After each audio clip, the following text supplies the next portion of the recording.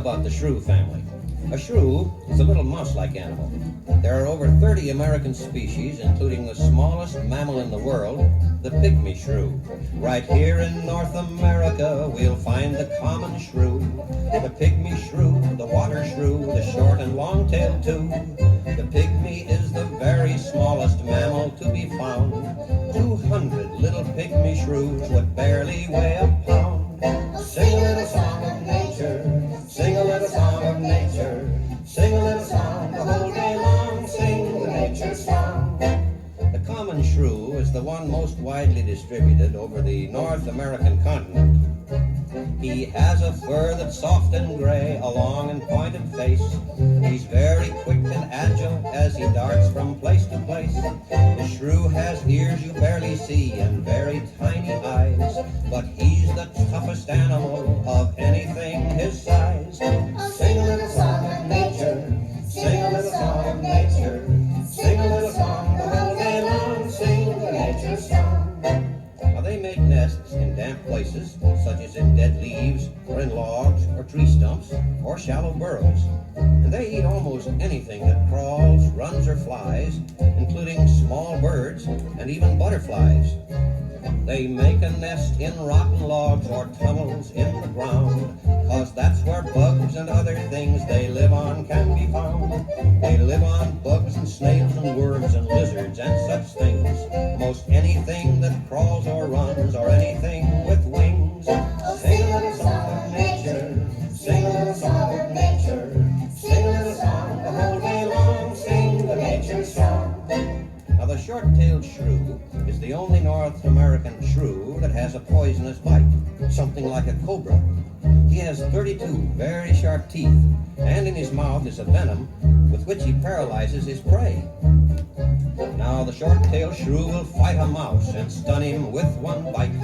The poison makes him weak and will reduce his will to fight. The shrew is very dangerous and mean, make no mistake, 'cause in his mouth he has a poison, something like a snake. Oh, sing a little song of nature, sing a little song of nature, sing a little song the whole day long, sing the nature song. Now within its short life of about 12 to 14 months, the shrew is always on the run looking for food. He's very beneficial to man because he helps to keep our insect enemies under control. He has a hearty appetite, believe me when I say he'll eat 3 times his body weight in just one single day. He hunts for food both day and night, and here's the reason why. A few short hours without food and the little shrew will die. Oh, sing a little song of nature, sing a little song of nature, sing a little song the whole day long, sing the nature song.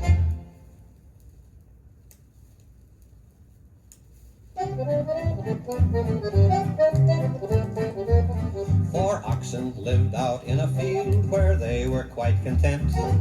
With all the grass that they could eat, their time was quite well spent. They got along together, and each one was like a brother. And it was very good, they got along with one another. Listen to the story Aesop told, Aesop told, Aesop told. Listen to the story Aesop told that I am telling you. One day a hungry lion came and started to attack, but all the oxen got together, standing back to back, with tails to one another and their heads and horns down low. They sent the lion slinking off, a very humble foe. Listen to the story Aesop told, Aesop told, Aesop told. Listen to the story Aesop told that I am telling you. The oxen were quite happy with the system that they had, and when you come to think of it, it really wasn't bad. For when they got together, they could fight him off with scorn, 'cause any way the lion turned, he'd meet a vicious horn. Oh, listen to the story Aesop told, Aesop told, Aesop told. Listen to the story Aesop told that I am telling you. Now the oxen did as people do, they had a little fight, and none of them would give an inch, 'cause he thought he was right. And so they went their separate ways as soon as it was over. Each ox went off all by himself into a patch of clover. Oh, listen to the story Aesop told, Aesop told, Aesop told. Listen to the story Aesop told that I am telling you.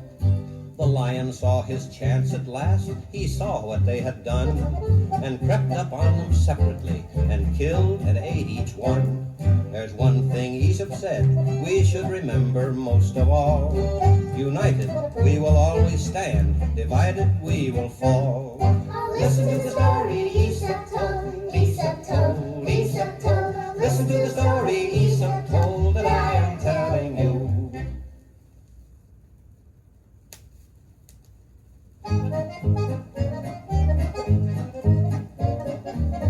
Here's our guessing song. Now I'm going to sing the clues and you join me on the chorus.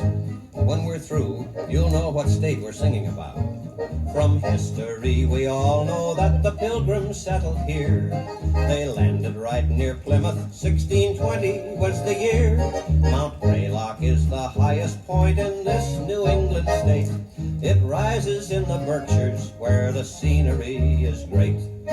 Oh, what a state I'm in, oh, what a state I'm in. See if you can tell me just what state I'm in. The birthplace of our freedom was in this, the old Bay State. The list of famous places and of people here is great. The Old North Church and Bunker Hill are names to keep alive. The Minutemen and Paul Revere of 1775. Oh, what a state I'm in, oh, what a state I'm in. See if you can tell me just what state I'm in. At Salem there's a witch house where Judge Corwin used to try. A lot of folks accused of witchcraft, many were to die. Old Sturbridge is a village recreated, don't you know, to show the way things used to be 100 years ago.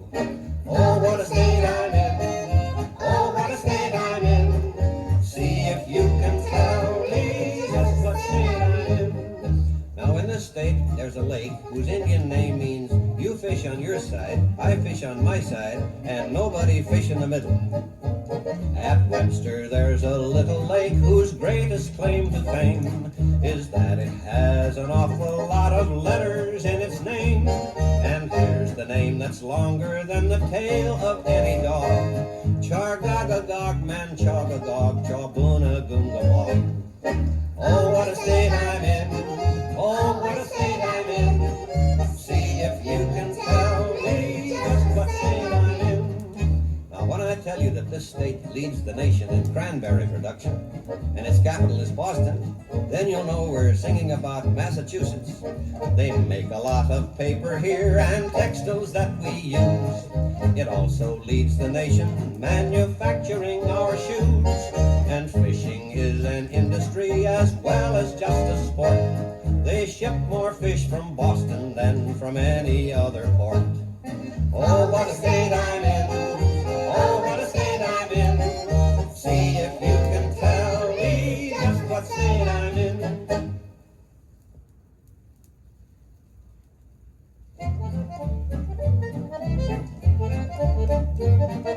The Oriole is a bird which is not only beautiful to see, but it also has a very beautiful song.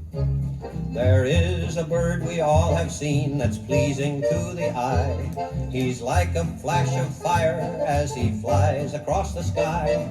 Some parts of him are orange and some parts as black as coal.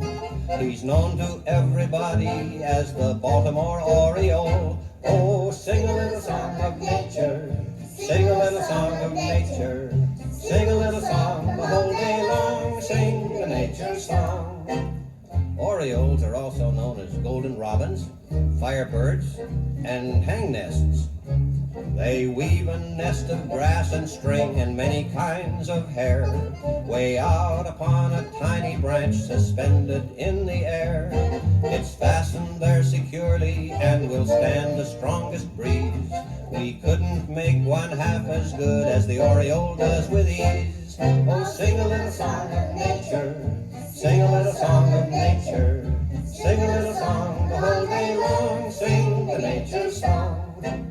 A naturalist named Carolus Linnaeus in 1766 noticed that the orange and black colors of this Oriole were the same as on the coat of arms of a man he admired very much by the name of Lord Baltimore. A man named Carolus Linnaeus gave this bird its name, a famous Swedish scientist whose work has brought him fame. He named it after someone whose name sounded very grand, Lord Cecil Calvert Baltimore, who founded Maryland. Oh, sing a little song of nature, sing a little song of nature, sing a little song the whole day long, sing the nature song. Orioles are very beneficial to mankind. Now let's just see what they eat, shall we? They feed on wasps and caterpillars, beetles, bees, and ants. They even eat grasshoppers, but they seldom feed on plants. If it weren't for birds like orioles who really show their worth, the insects of the world would soon eat everything on earth. Oh, sing a little song of nature, sing a little song of nature, sing a little song the whole day long, sing the nature song. Orioles spend the winter in Central America and Mexico. Then they fly north to raise their families. The little birds are hatched deep down inside the basket nest. There may be 5 or 6 of them, and there they all can rest. Though summer lightning storms may come and heavy winds may blow, it must be quite a happy brood that swings there to and fro. Oh, sing a little song of nature, sing a little song of nature, sing a little song the whole day long, sing the nature song.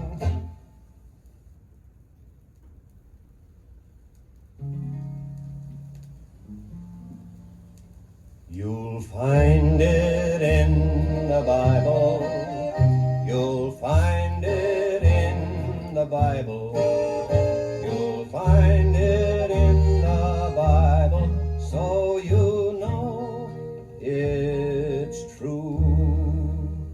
Now this is the story about a little duck who talked all the time, quack, quack, quack, quack, quack. But before we hear it, let's read a verse from the Bible, from the 26th chapter of Proverbs, the 20th verse. Where no wood is, the fire goeth out. So where there is no talebearer, the strife ceaseth.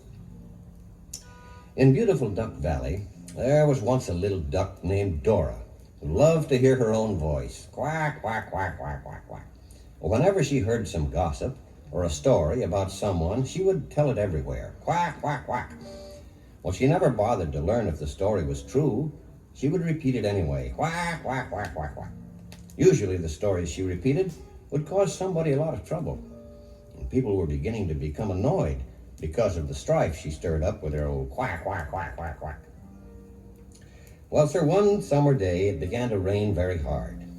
And the rain came down in sheets. It was a regular cloudburst. And Dora Duck was sitting with her grandfather at the time, and he said, "My, if the rain comes down like this for a whole week, the dam will break and flood the whole valley, and everybody will be flooded out." Well, Dora Duck heard only the last part of what her grandfather said, and went waddling into town saying, "Quack, quack, quack, quack, quack, the dam is going to break and everybody will be flooded out." Well, the people were frightened, of course, and began to gather a few of their belongings together and move to higher ground as fast as they could. And then they waited for the dam to break. But of course it didn't.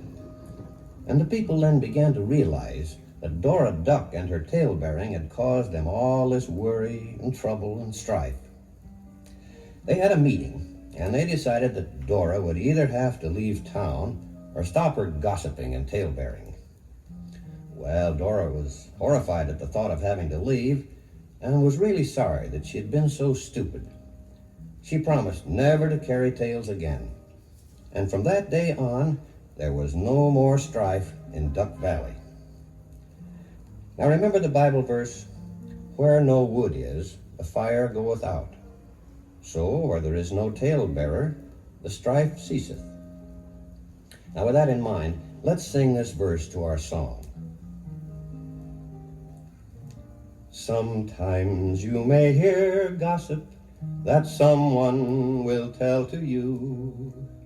about another person, and it may be false or true, but you can stop the harm it does if you will just be kind and not repeat what you have heard. Erase it from your mind. You'll find